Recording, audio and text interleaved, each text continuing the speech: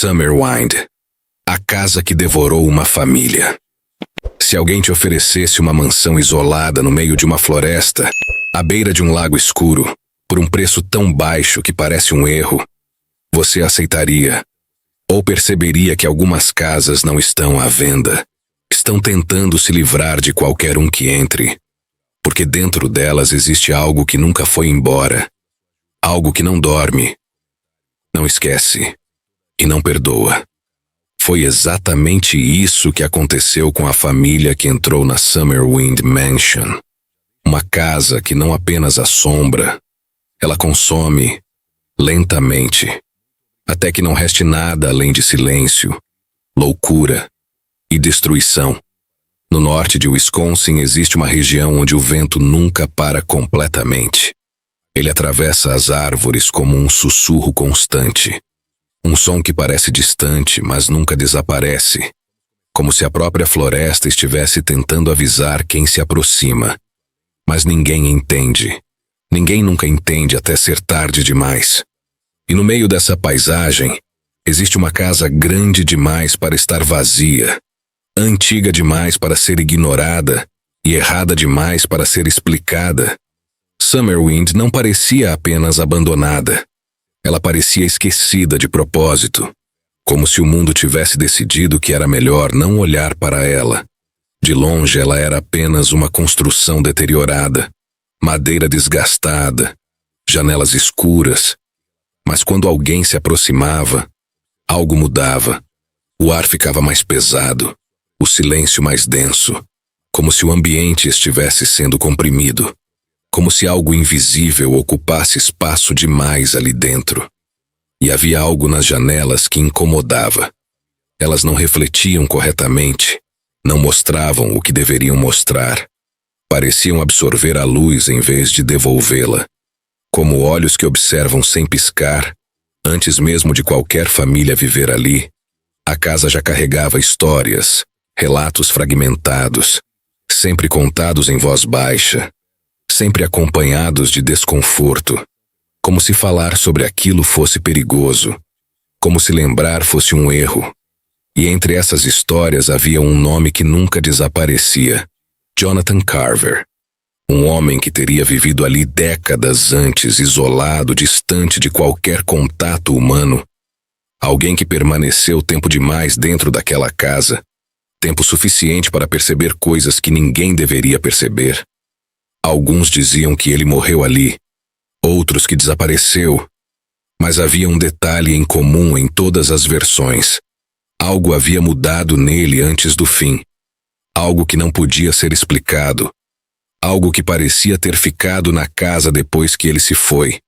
Com o passar dos anos, Summerwind foi abandonada, evitada, ignorada. Não por falta de valor, mas por excesso de história. Ninguém queria aquela casa. Ninguém queria viver ali. E por muito tempo ela permaneceu vazia. Ou pelo menos parecia vazia, porque casas realmente vazias não fazem barulho. Não rangem sozinhas e não permanecem na mente das pessoas que passaram por perto. Então, na década de 1970, a família Hinshaw encontrou a casa. Para eles não havia nada de sobrenatural. Apenas uma oportunidade. Uma propriedade grande, isolada, perfeita para um recomeço. O preço baixo parecia sorte, não um aviso. E esse foi o primeiro erro. Eles chegaram cheios de planos, carregando móveis, organizando quartos, imaginando o futuro. E nos primeiros dias tudo parecia normal o suficiente para ser ignorado. Pequenos ruídos, madeira antiga, correntes de ar, detalhes comuns em qualquer casa velha. Mas o problema com Summerwind nunca foi o que podia ser explicado. Foi o que não podia. A primeira mudança não foi visível. Foi sentida. Arnold Hinshaw começou a perceber uma sensação constante de desconforto, como se estivesse sendo observado mesmo quando estava sozinho. Ele caminhava pelos corredores e sentia como se algo estivesse logo atrás, sempre fora de visão, sempre fora de alcance. E essa sensação não diminuía. Ela crescia, ocupava espaço, se tornava impossível de ignorar. As noites foram as primeiras a mudar. O silêncio nunca era completo. Havia sempre algo, um som distante, um leve arrastar. Algo que parecia acontecer fora do alcance da visão. E então vieram os passos, lentos, medidos, vindos do andar de cima, sempre durante a madrugada, sempre no mesmo ritmo. Como se alguém estivesse caminhando com propósito, como se conhecesse a casa. Arnold subia para verificar, sempre, e nunca encontrava ninguém. Nenhuma porta aberta, nenhuma janela quebrada, nenhum sinal de invasão, nada. Exceto pelo fato de que os passos continuavam acontecendo noite após noite, ignorando qualquer tentativa de explicação, as portas começaram a se mover também. Não de forma violenta, mas lenta, quase cuidadosa. Uma porta fechada antes de dormir aparecia aberta pela manhã. Um quarto vazio parecia ter sido visitado, como se alguém tivesse entrado, observado e saído sem pressa. Então vieram as vozes, não claras, não completas. Sussurros, fragmentos, sons que pareciam quase palavras, mas nunca eram totalmente compreensíveis. Como se estivessem tentando se formar, como se algo estivesse tentando falar.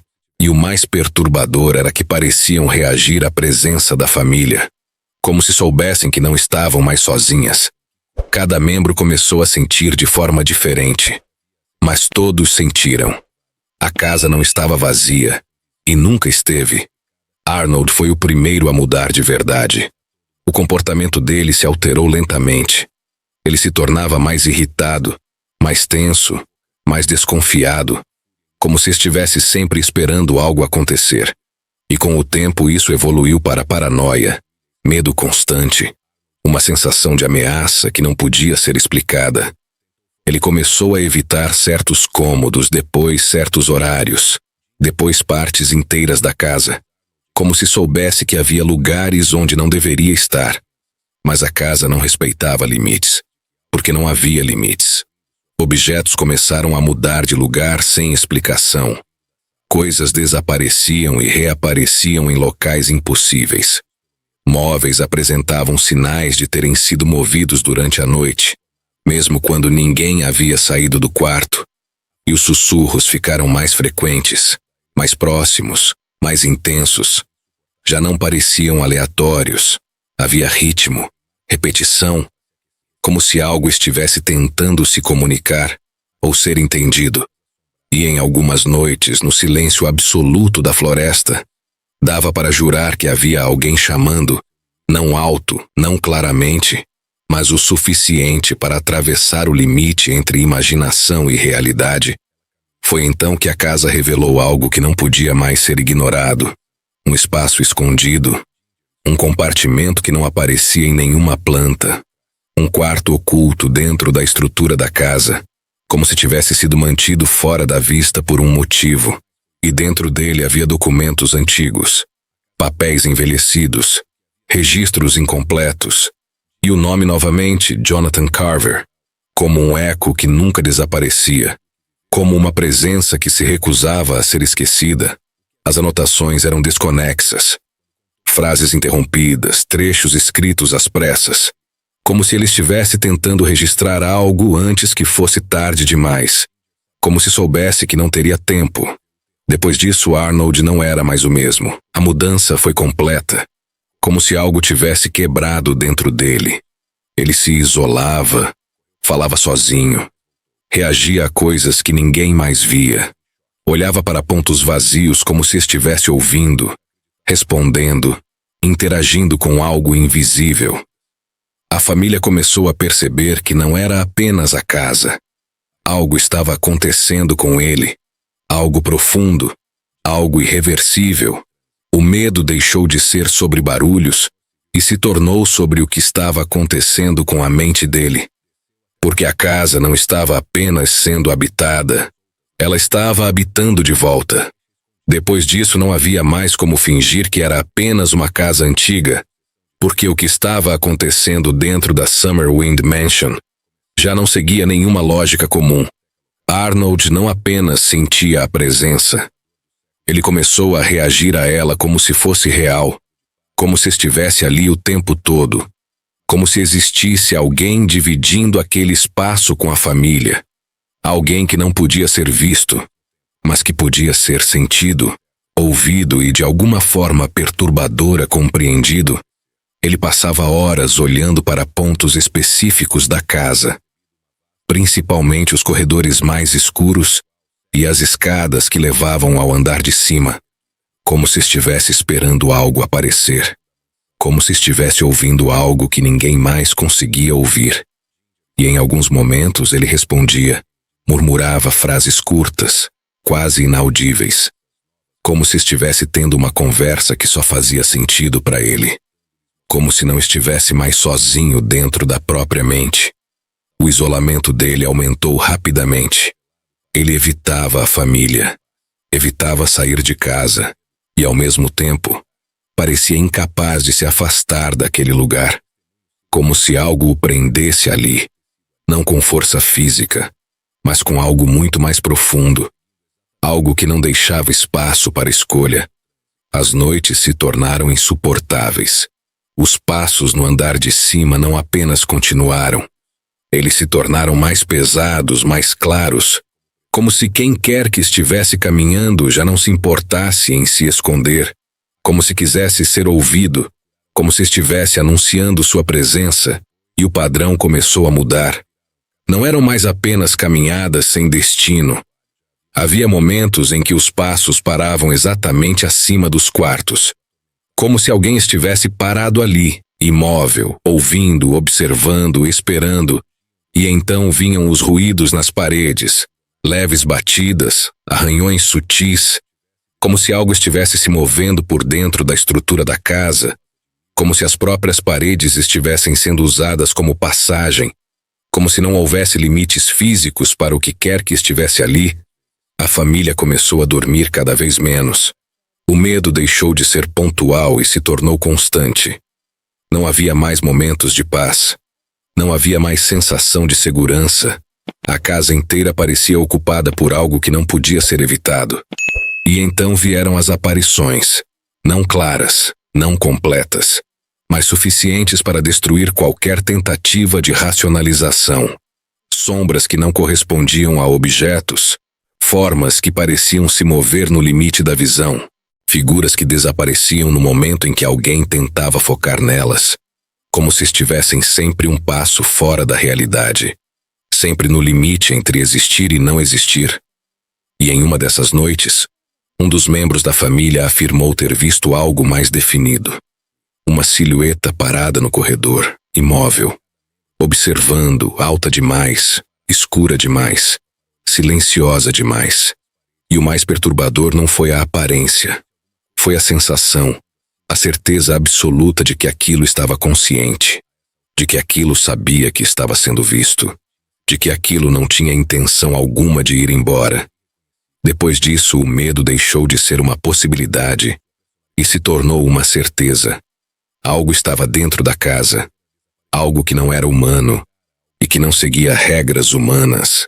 Arnold foi o que mais sofreu, porque ele parecia ser o foco, como se a presença tivesse escolhido ele, como se estivesse se conectando a ele de alguma forma, como se estivesse usando ele.